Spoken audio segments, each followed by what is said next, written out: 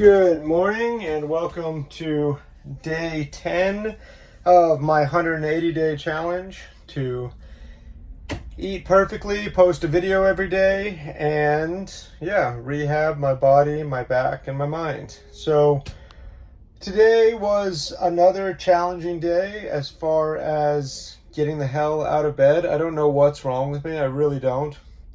But luckily, a little winded here in the sauna, but luckily I have the flexibility and the understanding at work that I'm able to take a day to work at home. I worked Sunday, Monday, it's Tuesday now, and that's honestly the best I can do at this point is to do 2 days in a row, take a day off, and just do hardcore back rehab all day. So starting with a bunch of stretching in the sauna, got my legs spread into like a wide V sit, and they don't love it, but they're trying to push inwards. If I let go of either one of them, they might shoot inwards. But basically, just going to do that for a while. Do a few more wake up stretches. I stood for about 15-20 minutes before I came into the sauna,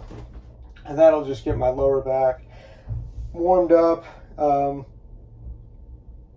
there's all sorts of rumbling. I think it's the trash person picking trash stuff up.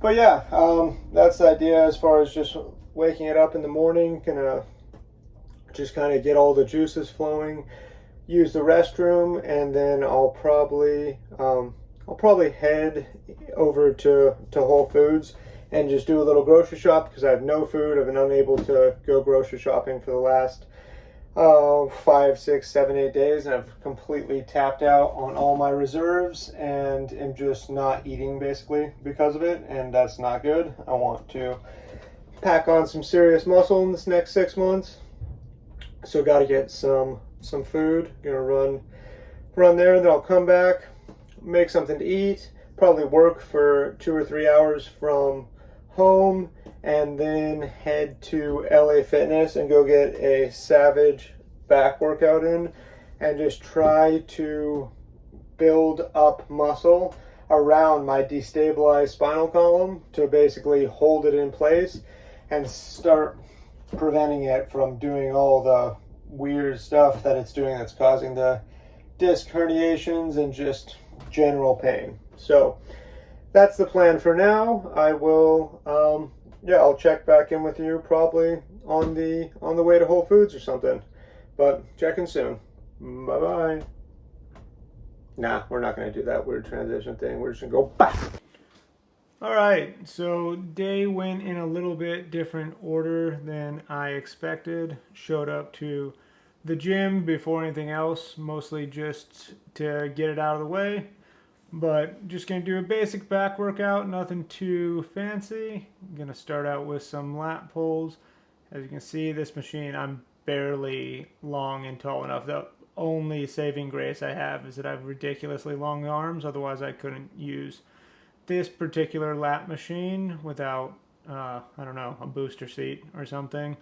But yeah, just gonna bust out a couple sets of these. This is actually my last set that I filmed here. I just did 3 more sets, a super light one, like super light just to get warmed up, and then this is the third heavy set, kind of heavy set. I can only go so heavy on this machine. I think this is like 115 or something. Just because the real barrier to going heavier is, again, pulling that thing down and getting started. That's the hardest part. And I can't I can't lock my legs in there. My butt will start pulling up and trying to pop off there.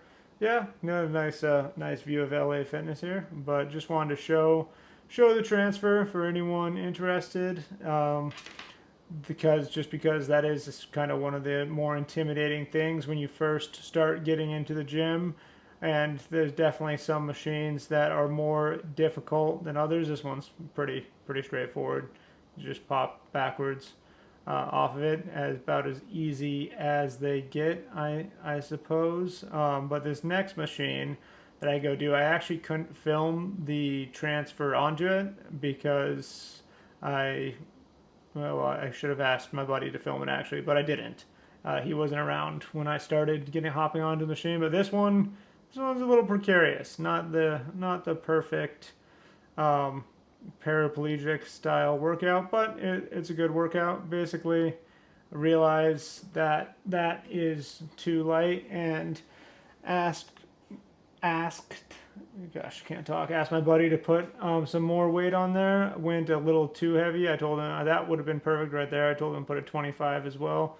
It was too ambitious. I couldn't quite get the range of motion for very many of them, but that's all right.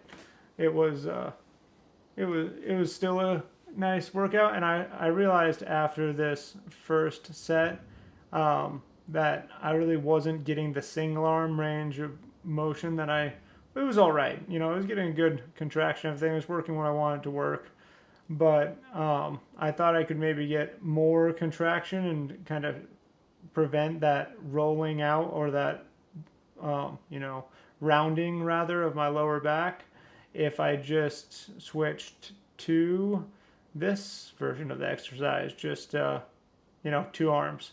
And again, I realize if you're short, you know, it might be a little discouraging. Some of these, short and paralyzed, some of these machines can be a little discouraging. I'm, you know, 6 foot tall and have really long arms and can barely reach on some of them. But I have the seat pretty low, so you could definitely make do if you were a little bit shorter than I was or had shorter arms. But don't be afraid to ask people for help. Everyone's willing to help. So you just could. I should have lowered the weight on these. This was just a little bit too much weight to get the range of motion, but it's still good. It's gonna, you know, do exactly what it's meant to do.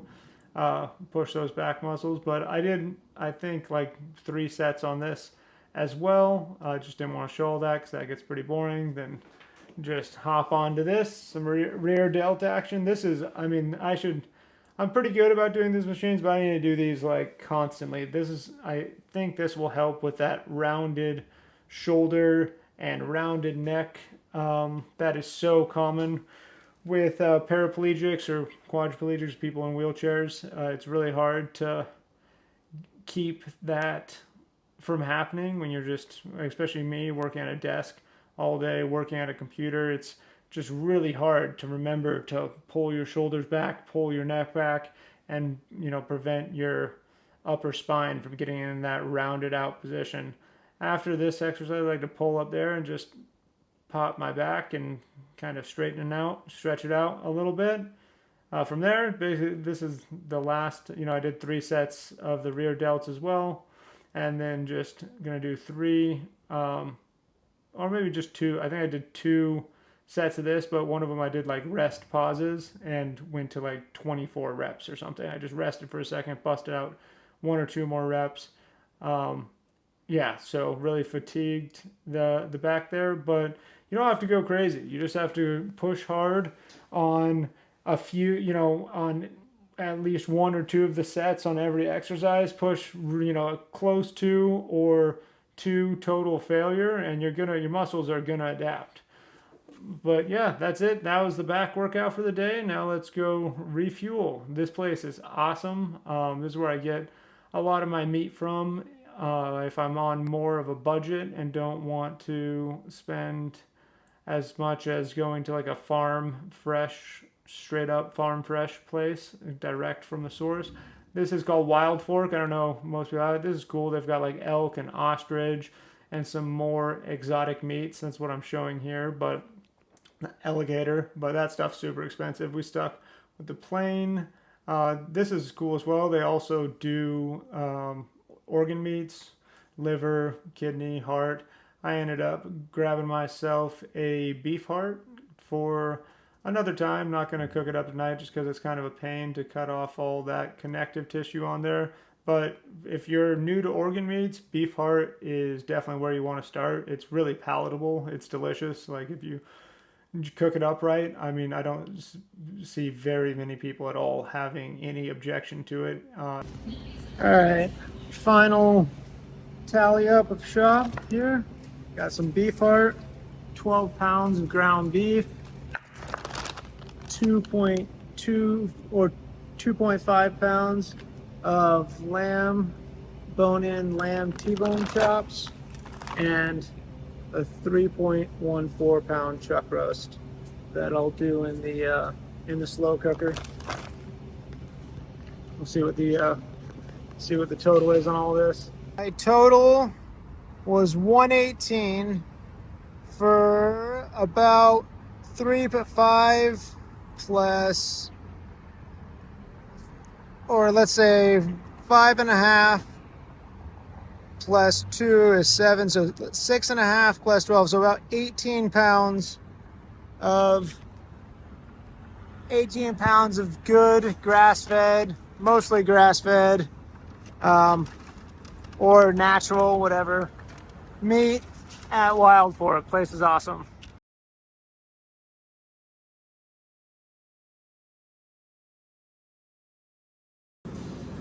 Some dates, some blueberries, some strawberries, or sorry, blueberries and raspberries, and some strawberries.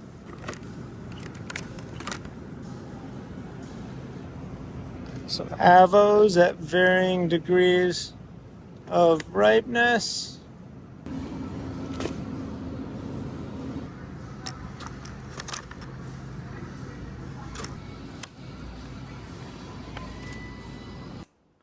All right, so that's everything we got.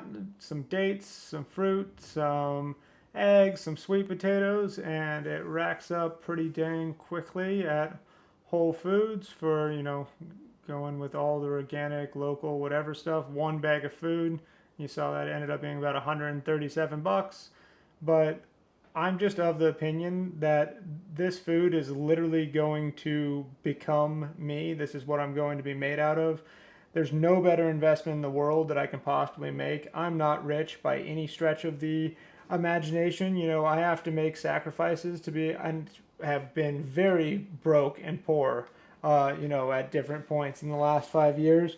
But I just never sacrificed on my food. I always bought the highest quality that I can get my hands on, the best food that I thought was optimal for my body at that time. I just don't think there's any better investment in the world that you can make than the food that is literally going to create the cells that make who you are for the rest of your life and in the future. If you're putting in, seed oils and degraded, bad quality crap food filled with pesticides and herbicides and all of the adulterants that are in our food now, the dyes and everything, you're just, that's gonna, some of it's gonna be excreted out and everything, but a lot of that's gonna be used to actually build your body, especially rancid, crappy fats. Nothing could be worse, in my opinion, than consuming a bunch of seed oils or like fried foods and things like that. And don't get me wrong, I love fried foods. I'm not knocking on the taste of seed oils by any means, but you have to think that's like actually what your body is going to be made out of. And if you just have these unstable, shitty fats making up the membranes or whatever, I'm no the lipid layers of every single one of your cells, it can't be good, especially your brain cells and things like that. It just can't be good. So bottom line is, I think that spending the extra money on food and sacrificing in some other dimension of your life is always worth it. And even if you just eat out less and buy the high quality stuff at the grocery store, sometimes it hurts, but it always hurts when you ring up and you spend 140 bucks for one bag of groceries. But that's just what I have to do, especially with my gut issues and everything like that. I almost have like bad food anorexia that leads to this like horrible binge purge cycle where I know how eating lower quality food is going to make me feel. It's going to cause some sort of gastrointestinal attack or other bullshit. I'm just going to feel crappy, and so I just avoid eating if I don't have access to that food. And then I eventually just get so hungry I end up binging on something even shittier than what I would have if I just compromised a little bit. So rather than put myself in that scenario, I just buy the best of the best that I can find at any given time, and at my convenience and everything like that. Whoa, losing a little bit of power. I think there's a lightning storm outside. But yeah, that's it for now. Gonna go make some delicious lamb chops that you saw me throw in that basket. I'm gonna make some lamb chops, some sweet potatoes, some fruit, and just have a bomb dinner to, rebuild my muscles and fuel my body. Stoked. Day 10 has been a success so far.